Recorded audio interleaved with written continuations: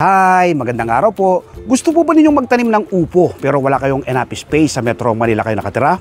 Sa timba po, pwede naman tulad po na aking ginawang pagtatanim ng upo. Makikita nyo po ninyo, no? Nasa timba lang siya, no? At nagsimula po siyang bumaging, ano? Dalawa po yan, ayan pa po yung isa sa tabi, ano?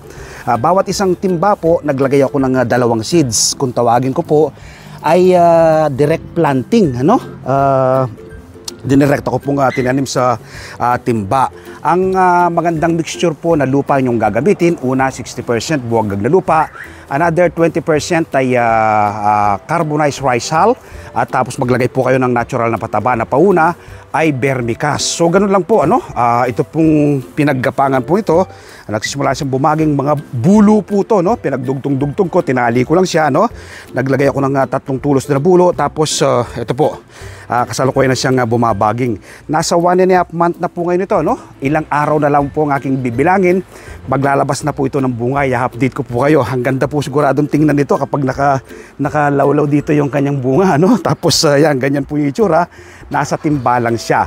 So nawa po mula ngayong araw na mapanood nyo ko, no? Magtanim na rin po kayo ng yung sariling pagkain. Ano po bang makukuha po ninyo kapag kayo nagtatanim ng sariling pagkain? Una po, makakatipid ka. Pangalawa, masustansyang pagsasaluhan ng buong pamilya. At pangatlo, makakatulong ka sa pagpreserba sa ating inang kalikasan.